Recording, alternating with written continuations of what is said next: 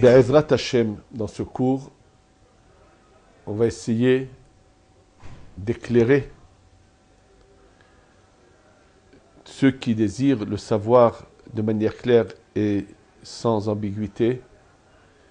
Qu'est-ce qu'est réellement le Yom Ha'atzmaut, avec bien sûr les textes de la Torah, avec des preuves que pourra enlever ce nuage qui laisse beaucoup de doutes, où beaucoup de gens pratiquants ne savent pas comment aborder ce sujet. D'abord, ce qu'il faut bien être convaincu et savoir, que nous vivons dans un cycle de 6000 ans. Je ne parle pas de l'existence du globe terrestre, je parle de la vie telle qu'elle a commencé sur le globe terrestre avec Adam Arishon, dans ce qu'on pourrait appeler cette Shemitah, ce cycle-là. Et je ne parle pas non plus des cycles précédents qui ont eu lieu avant notre cycle à nous, mais je parle de notre cycle à nous qui a commencé lorsque Adam Arishon est tombé du Gan Eden sur le globe terrestre et qu'il s'est matérialisé. Cela s'est passé le vendredi de la création, et c'est pour ça que le calendrier commence au vendredi de la création, puisque le temps n'est pas le même lorsque Adam Arishon est au Gan Eden, et je pense que je l'ai dans combien de fois dit dans les cours précédents. C'est un sujet qui a souvent été expliqué et développé. La Gemara est explicite dans Masechet Sanhedrin et dans Tana de Beliaou que le monde doit en tout durer 6000 ans. Ensuite, ce qui doit se passer, on va l'expliquer. C'est marqué que 1000 ans, le globe terrestre s'arrête de fonctionner. Il existe, mais il ne fonctionne pas de la même manière. Le cycle solaire se retire, et ainsi de suite. Et après 7000 ans, Akadosh Baruch Hu renouvelle son monde, mais ça ne nous concerne pas, comme je l'ai souvent dit. Que va-t-il se passer de nous? Quelle est la finalité de ce qui se passe avec nous? En fait, la finalité, c'est de retourner à l'endroit où était Adam Arishon au Gan Eden, donc repartir dans cet espace qui est plus spirituel, qui est au-delà du temps et de l'espace, et pour remonter encore plus haut, comme cela a été dit depuis longtemps, dans plusieurs cours. Donc, en fait, comme on l'a souvent expliqué, les exils sont donc prévus dès le moment où Adam Arishon, faute là-haut, mélange les âmes du peuple d'Israël qui sont inclus en lui avec les âmes des nations, il dégringole sur terre, et là, ce mélange ne réussit pas. Adam Arishon revient en réincarnation chez Avraham, Yitzhak et Yaakov, et commence de nouveau la séparation de ces âmes qui étaient que dans Adam Arishon se séparent du mal, et naît le peuple d'Israël avec la naissance des 12 tribus. Ils commencent leur premier galout, premier exil en Égypte, et là se passent plusieurs épisodes. Après ce premier galout, l'histoire aurait pu être différente.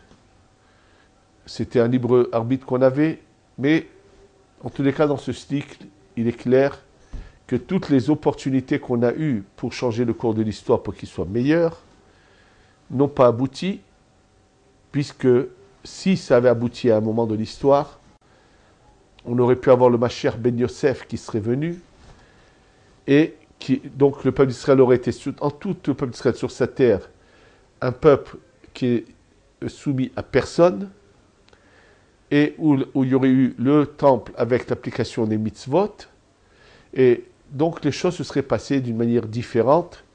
La vie et la mort auraient continué, tout aurait continué normalement, jusqu'à une limite qu'on appelle Be'ita, donc cette limite qui va être le début de la fin de ce cycle. Et ça, c'est la venue du Mashiach Ben David, qui va démarrer la fin de ce cycle.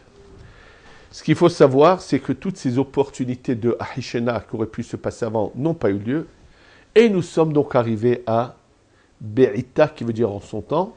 Donc maintenant, ce qu'on attend, c'est Mashiach Ben Yosef et Mashiach Ben David qui doivent venir ensemble. Ce qui est clair, et ce qui est mentionné plusieurs fois, le Ramban, dans la paracha de Bereshit, nous dit, si tu veux savoir ce qui va passer pendant les 6000 ans, penche-toi sur les 6 jours de la création. C'est-à-dire que chaque jour correspond à un millénaire. Le premier millénaire, ce serait le dimanche de la création. Deuxième millénaire, le lundi. Troisième millénaire, mardi, ainsi de suite. Et nous sommes donc dans le 6e, qui correspond au vendredi. Le vendredi, c'est Erev Shabbat. Or, le Erev Shabbat, il est marqué Vayerev Vayiboker Yom Hashishi. Les autres jours, il est marqué Yom Sheni, Yom Shlishi, Yom Revi, Yom Hamishi. Et là, c'est marqué Yom Hashishi avec un He en plus.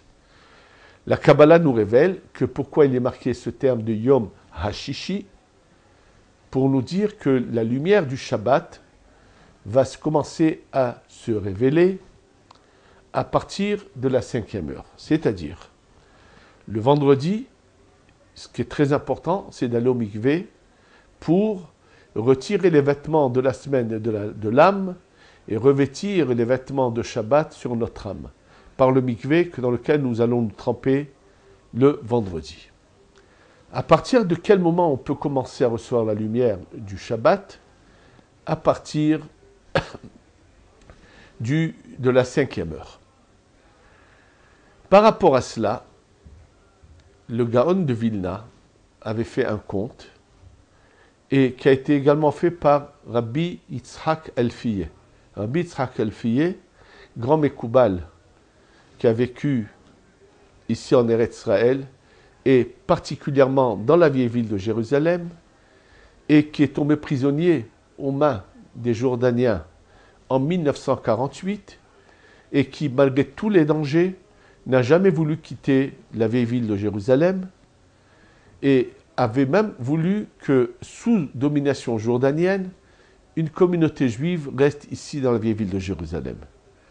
Et pour la raison suivante, comme il explique dans son livre Kuntras Ayahya Eli, Rabbi Yitzhak Elfiye dit que, en fait, ce qui est marqué dans les Chazal, dans nos sages, que la Yerushalem d'en bas a une représentation là-haut, et lorsque dans la vieille ville de Jérusalem se trouvent des non-juifs, là-haut, la Sitra Hara, les forces du mal sont aussi à l'intérieur de la vieille ville de Jérusalem, de là-haut. Et c'est pour ça que lui voulait que la vieille ville de Jérusalem se remplisse du peuple juif pour que là-haut, il n'y ait que de la sainteté. Et il supplie les gens, malgré les dangers, de ne pas partir de la vieille ville. Malheureusement, ce n'a pas été le cas. Et en 1948, avec la naissance de l'État d'Israël, la vieille ville de Jérusalem est tombée aux mains des Jordaniens jusqu'en 1967, où Baruch Hashem, Baruch Hashem, Baruch Hashem, la vieille ville de Jérusalem nous est revenue. En tous les cas, ce qu'il écrit dans son commentaire, le Rav Yitzhak Elfiye, chose qui a été écrite déjà par le Gaon de Vilna, il dit qu'on prend le 6e millénaire. Il faut savoir que les 500 premières années, c'est la nuit du vendredi. C'est-à-dire le jour commence chez nous jeudi soir, jusqu'au lever du jour du vendredi, c'est la nuit. Et il y a le jour. Les 500 premières années du 6e millénaire, c'est la nuit du vendredi, et les 500 années suivantes, c'est le jour du vendredi. Maintenant, le jour du vendredi, qu'on le partage en deux, donc 5750, c'est Hatzot, c'est le milieu du jour du vendredi. À partir de quel moment commence la lumière du Shabbat à venir le vendredi? 1 heure avant Hatzot, la 5e heure.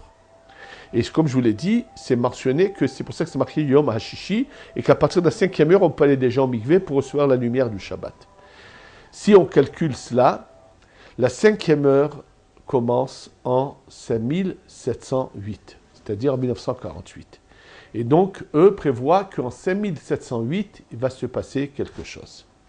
Et effectivement, en 5708, s'est passé l'événement de la création de l'État d'Israël, le 5 Iyar 5708.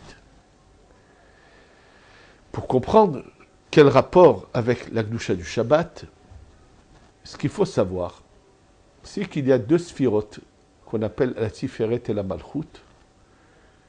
Ce sont les deux dernières sphirotes du monde de la Hatzilut qui, lorsque le temple existait, étaient représentés par les chérubins qui étaient dans le temple. Or, nous savons que les chérubins étaient des fois dos à dos et des fois face à face. À chaque fois que le peuple d'Israël est en exil, la lumière des chérubins dans le monde de la Hatzilut, la Tiferet et la Malchut, sont dos à dos, sauf à certains moments de prière, mais d'une manière générale, sont dos à dos. Et à chaque fois que l'exil doit se finir et qu'il faut revenir en Eretz Israël, comme le cas par exemple de l'exil de Babylonie, où finalement, à l'époque de Mordechai et de Esther, le peuple d'Israël va revenir en Eretz Israël, nous enseigne le Harizal que cette manière de se séparer du dos à dos pour venir face à face s'appelle, dans les termes de la Kabbalah, la Nessira. C'est un moment très, très dangereux à vivre. Il y a un très grand danger, c'est-à-dire que ce qui doit se passer est très dangereux. Et d'ailleurs, c'est pour ça que la Kabbalah explique pourquoi, juste à ce moment-là, il y a le décret de Haman qui veut exterminer tout le peuple d'Israël avec Ahashverosh. Si ça correspond à une faute bien antérieure qui s'est passée bien avant, pourquoi il a fallu tout ce temps? C'est comme l'explique la Kabbalah, c'est comme si on est juste à la veille du retour du peuple d'Israël de Babylonie vers Eretz Israël. Donc, cet moment de la Nessira est un moment crucial et dangereux à passer. Et là, il se passe un miracle. Mordechai est présent et donc empêche ce mauvais décret de se réaliser de Haman. Baruch Hashem. Bien sûr, Haman est un descendant de Amalek. Mais les Mekoubalim disent attention, quand devra se passer cet événement qui correspond aux 6000 ans de la création, donc la Tiferet ou la Malchut des 6000 ans de création qui va devoir se séparer pour un retour définitif vers Israël, il va y avoir un moment très très dangereux et une période qui ne va pas être évidente à passer. Malheureusement, on n'a pas eu un Mordechai pour nous sauver. On a mal passé ce moment-là, puisque, comme je l'ai lu dans un livre que je viens d'avoir, de quelqu'un qui avait entendu déjà avant la guerre, d'un grand Mekoubal d'Europe, qui leur avait dit qu'il allait avoir cet événement de 6 millions d'êtres juifs partir, et qui dit que Hitler, sa valeur numérique, c'est Yad Amalek. La main de Amalek, c'est la même valeur que Hitler. Donc la main de Amalek, malheureusement, a eu le dessus. Et c'est pas par hasard qu'il y a le chiffre 6 millions, puisque c'est par rapport à ce retour du dos à dos, à face de 6000 ans, et se passe cet événement. Donc ce dos à dos, la Nessira, cette séparation du dos à dos, va se passer d'une manière terrible. Mais après ce dos à dos, que se passe-t-il? Il y a ce qu'on appelle panim el panim, qu'ils reviennent les chérubins face à face, la Tiferet et la Malchut, et là il faut la construction de la Malchut pour qu'elle soit égale à la Tiferet et l'union qui doit avoir lieu avec la venue du Beth Amikdash. Et c'est pour ça que peu de temps après cette Shoah, cet holocauste terrible, commence le retour vers Israël et a lieu la naissance de l'État d'Israël. Pour bien comprendre ce qui se passe, je voudrais juste vous rappeler ce qui est marqué dans le Shulchan Aruch. Le Mechaber, l'auteur du Shulchan Aruch, dans les halachot de Rosh Chodesh, ramène ce que Rashi a écrit dans le Mahzor Vitri. Rashi, dans le Mahzor Vitri, nous dit que par rapport à Pessah, on peut voir toutes les fêtes de l'année. De quelle manière? Sachez que les lettres de l'alphabet ont différentes manières de s'interchanger et de s'unir. Et une des manières les plus connues, les plus répandues, qui est mentionnée dans le Talmud et dans les commentaires, c'est de prendre la première lettre avec la dernière, c'est-à-dire le Aleph et le Tav. Ensuite, le Bet et le Shin, c'est-à-dire la première et la dernière, la deuxième et l'avant-dernière, la troisième avec l'avant-dernière. Donc c'est Aleph, Tav, Bet, Shin, Gimel, Resh, Dalet, Kouf, He, Tzadi, Vav, Pe, Zayin, Ayin. Je répète, Aleph, Tav, Bet, Shin, Gimel, Resh, Dalet, Kouf, He, Tzadi, Vav, Pe, Zayin, Ayin. Et là, il nous dit quelque chose d'intéressant, que par rapport à Pessah, on peut voir toutes les fêtes de l'année, tous les événements de l'année. Pas toutes les fêtes, tous les événements. Aleph veut faire allusion au premier jour de Pessah. Quel jour dans la semaine est tombé le premier jour de Pessah? Par exemple, cette année, ça va être tout simple à voir. Cette année, le premier jour de Pessah est tombé un Shabbat. Alors toujours, le jour dans la semaine où tombe le premier jour de Pessah, à son encontre va avoir lieu Tisha B'Av, qui commence par un Tav. D'ailleurs, cette année, si on n'a pas le Mashiach avant Tisha B'Av devrait tomber un Shabbat et sera repoussé à dimanche. Donc Aleph, Tav, Aleph, Tisha B'Av. Bet, deuxième jour de Pessah, c'était un dimanche. Shin, Shavuot. Shavuot, cette année, va tomber Motzei Shabbat, dimanche. Donc en Chutz La'aretz, vous aurez Shabbat, dimanche, lundi, 3 jours. Ici, on aura Shabbat et dimanche, puisqu'on n'a qu'un jour à Shavuot. Gimel, troisième jour de Pessah, est tombé un lundi. Resh, Rosh Hashanah, va tomber un lundi. Dalet, quatrième jour de Pessah, qui est tombé un mardi. Kouf, Kabbalat Torah, Simchat Torah, chez vous, tombera un mardi. He, cinquième jour de Pessah, c'est un mercredi. C'est un mercredi cette année. Tzom Kippour va tomber un mercredi. Vav, sixième jour de Pessah, qui était un jeudi. Purim a eu lieu jeudi cette année. Et là, ça va être le Shulchan Aruch.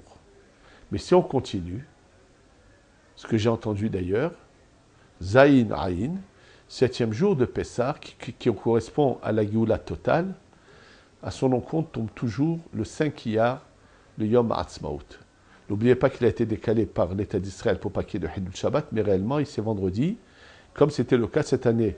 Le septième jour de Pessah était un vendredi, le 5 Iyar était également un vendredi. Il n'y a pas de hasard à cela. Parce que réellement, le 5 Iyar est le début d'un processus qui va nous emmener à la Géoula totale. Bien sûr, il y a eu en Europe, pendant des années, un grand nombre de rabbanim qui étaient farouchement opposés à ce mouvement qui commençait à naître, qui était le retour à Sion et de se battre. Il y en avait beaucoup. Un grand nombre de rabbanim ont changé leur opinion à la suite d'événements qui se sont passés. Je vais vous donner l'exemple d'un grand tzaddik, un grand admour qui s'appelait Rabbi Yoshua Rabinovitch, le admour de Monastrich, qui, à l'origine, était un farouche opposé à ce retour vers Israël, avec ce mouvement de sionisme qui naissait en Europe, et qui, à la suite de quelque chose qu'il a entendu, il a complètement changé ses opinions. Et c'est son arrière-petit-fils qui m'a transmis ce que je vous dis, qui l'a d'ailleurs écrit, et qui a ramené les textes à la suite desquels son aïeul a changé d'opinion. La suite de quoi son aïeul a changé d'opinion, c'est que tout simplement, lorsqu'on lui a ramené le témoignage de ce qu'a dit le rabbi Israël de Rougine, qui était un des plus grands admourim de sa génération, le dernier Pessah de sa vie, il a eu des révélations, il l'a dit, et aujourd'hui on les a par écrites dans la Haggadah de Pessah de Rougine, sont ramenés les termes qu'il a dit, le dernier Pessah de sa vie. Il a dit, je vois que le retour vers Eretz Israël à la fin des temps va se passer de la même manière que s'est passé le retour d'Eretz Israël, de l'exil de Babylonie vers Eretz Israël. C'est quoi? L'exil de Babylonie s'est fini par le retour du peuple juif sur sa terre, mais avec l'autorisation de Darius, qui était le fils de Achashverosh, qui les a autorisés. C'est une honte pour nous que ça s'est passé ainsi. Et la Gemara dit que pourquoi ça s'est passé avec l'autorisation de Darius? Parce que malheureusement, les Juifs en Babylonie ont commencé à fréquenter des goyotes, des non-juifs, et c'est pour ça qu'on n'a pas eu un retour miraculeux comme la sortie d'Égypte. À l'époque de Rabbi Israël Meroujine, les Juifs en Europe ne fréquentaient pas des goyotes. Donc il dit, il ne comprenait pas pourquoi, mais il le dit, il a vu que le retour vers Eretz Israël se ferait avec l'autorisation des nations. Et donc, il a dit pourtant, à son époque, c'est vrai, les Juifs ne se mariaient pas avec des goyotes, ne fréquentaient pas des goyotes. Il a dit, c'est peut-être qu'ils ne respectent pas la Nida. En vérité, il n'avait pas vu qu'on ne voulait pas lui montrer, lui faire de la peine, que finalement, malheureusement, il allait se passer cet événement de fréquentation de goyotes. Et donc, ce qu'a dit le rabbi Israël de Rougine, un très vieux chassid qui avait entendu cela l'a transmis à Rabbi Yoshua Rabinovitch, et ça s'est passé en 1917 quand il y a eu la déclaration de Balfour. Et à ce moment-là, Yoshua Rabinovitch, en entendant les paroles de Rabbi Israël de Rougine et en voyant la déclaration de Balfour, a complètement changé ses opinions et les a complètement arrêtées. Maintenant, sur quoi sont basées ces opinions de ceux qui s'opposaient? Étant donné que la fin de la Gemara Brachot, on nous parle de 3 serments, c'est-à-dire 3 fois dans Shirachirim, il est marqué « Ishba'ti etrem », j'ai juré pour vous. Dieu dit qu'il a fait un serment, et un des 3 serments, c'est que nous ne devrons pas nous battre pour reprendre Eretz Israël. Bien sûr, ça a été l'argument qui a été développé en long et en large par le rabbi Yoel de Satmer, mais ce n'est pas de lui que ça vient, c'était antérieur à lui. C'était une opinion très répandue en Europe, chez beaucoup de rabbanim. Mais, comme je vous l'ai dit, un grand nombre d'entre eux ont fait volte-face, dont le Rayatz, qui lui, au départ, était aussi dans ses opinions, avec des témoignages à l'appui là-dessus, et que lorsqu'il a vu la Shoah, il a complètement changé ses opinions. Et d'ailleurs, on le sait, puisque son gendre a allé dans la voie de son beau-père de la fin de sa vie, et j'ai vu plusieurs lettres qu'il avait écrites, entre autres au Rav Bochko. On voit clairement que ses opinions étaient bien à l'opposé de celles de Satmer. En tous les cas, cet argument des 3 serments de la Gemara ne tiennent pas la route. Le Harizal vient et nous dit, attention, ces serments ont été faits pour le 5e millénaire. Un jour de Dieu, c'est 1000 ans. Étant donné que Akadosh Baruch Hu, c'est comme, je vais donner un exemple pour bien comprendre la chose. Un père qui s'énerve contre son fils qui a fait quelque chose de terrible. Et ce père, donc, après que son fils a fait quelque chose de terrible, alors qu'il avait déjà prévenu, qu'il avait mis en garde, il dit à son fils, sors de la maison, je ne veux pas te voir pendant 1 mois. Un fils intelligent sait que pendant le mois que son père a décidé qu'il ne veut pas voir son fils, il ne viendra pas frapper à la porte, ça va encore plus énerver son père. Mais qu'est-ce qu'attend le père? C'est qu'après ce mois, son fils revienne frapper à la porte. Et non pas se dire, mais je suis très bien dehors, je reste dehors. Nous explique le Harizal. Pendant le 5e millénaire, Hachem ne voulait pas qu'on réveille son amour pour qu'il nous ramène en Eretz Israël. Il ne voulait pas qu'on prenne par la force Eretz Israël. Et s'explique le Hida, il dit, c'est pour cela qu'à l'époque des Tanaïm, on ne voit pas la Géoula, la délivrance venir, alors qu'il y a des Tanaïm comme Rabbi Shimon ben Yochai, Rabbi Akiva, Rabbi Mir Balanes. Oui, parce que c'est pendant les 1000 ans où il est hors de question que la Géoula revienne. Mais une fois que ces 1000 ans sont finis, comme l'explique Rabbi Chaim Vital, il dit, comment? On est déjà tellement avancé dans le 6e millénaire et on n'a pas encore été délivré. Mais au contraire, pendant ce 6e millénaire, il faut réveiller l'amour d'Hachem. Il faut se battre pour Eretz Israël. Donc cet argument des 3 serments qui est mentionné dans la Gemara de Ktubot, à la fin de Ktubot, ne nous concerne pas. Et donc cet argument qu'il a utilisé, Rabbi Yoel de Satmer, n'est complètement faux. Et c'était l'argument qu'avaient tous ceux qui s'opposaient. Il est clair que ce retour en Eretz Israël en 5708, en 1948, le jour de cette révélation, c'est une lumière qui est descendue, puisque la terre d'Eretz Israël a commencé, qui est représentée par la Malchut, à se reconstruire. C'est la construction de la Malchut dans les mondes de la Hatzilut, qui va aboutir vers le 3e temple. Tout celui qui reste délibérément en Chutz Laaretz ressemble à cet enfant auquel le père lui a dit « je ne veux pas te voir pendant un mois », mais qui attend après que le mois soit passé que son fils revienne frapper à la porte et n'admettrait jamais que son fils se plaise à rester à l'extérieur. Et il faut le savoir, tous ceux qui peuvent revenir et qui délibérément restent font exactement la même erreur que fait cet enfant. Donc, c'est évident qu'on doit tout remercier Hachem à tout instant d'avoir eu de nouveau l'État d'Israël. Et surtout, après, en 67, d'avoir retrouvé Yerushalayim.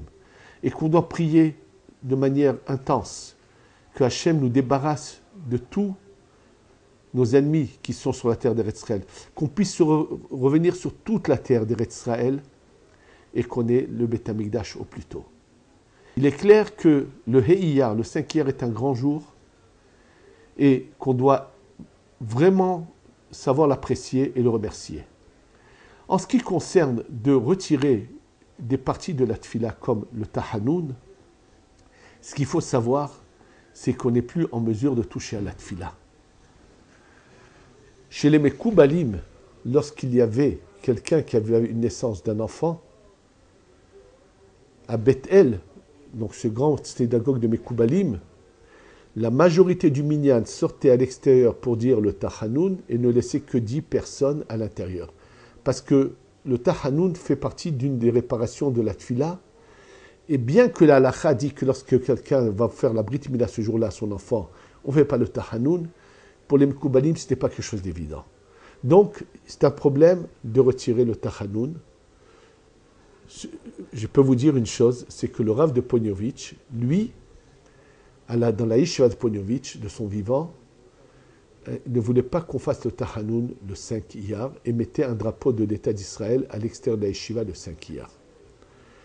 En ce qui concerne le Hallel, on ne peut pas le rajouter au milieu de la Tfila, mais après la Tfila, bien sûr, c'est bien de le réciter, mais nous ne sommes pas autorisés à instaurer une bracha, puisqu'une bracha, c'est quelque chose que nous ne sommes pas dans aucun cas autorisés à instaurer.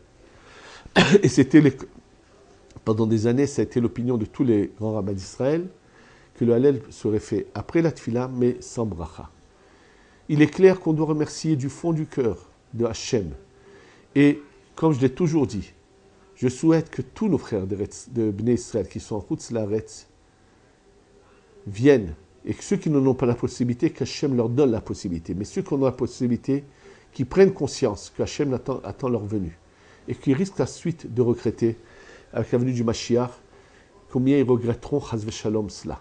Comme le rabbin le Hesed l'Avraham, que lorsque le Mashiach, une fois qu'il sera venu, qu'il y aurait le 3e temple, et qu'il ira ensuite chercher ceux qui sont restés en Chutz Laaretz, ils risquent de souffrir terriblement pour ce passage de la terre vers cette étape qui est la suivante, où repartir où était Adam avant la faute, risque d'être très long pour eux parce qu'ils n'auront pas pris cette décision d'eux-mêmes de venir en Eretz Israël.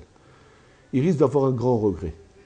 Qu'Hachem fasse qu'ils comprennent que notre place est ici en Eretz Israël, qu'on n'a plus rien à faire en Chutz Laaretz, que tout l'armée Israël revienne au plus tôt, qu'on ait la Géoula Shlema, et que ce début qui a commencé en 5708 au 5 Iyar avec la création d'État d'Israël aboutisse à la finalité du 3e temple et qu'on ait la Géoula Shlema. Bimhera beyamenu. Amen.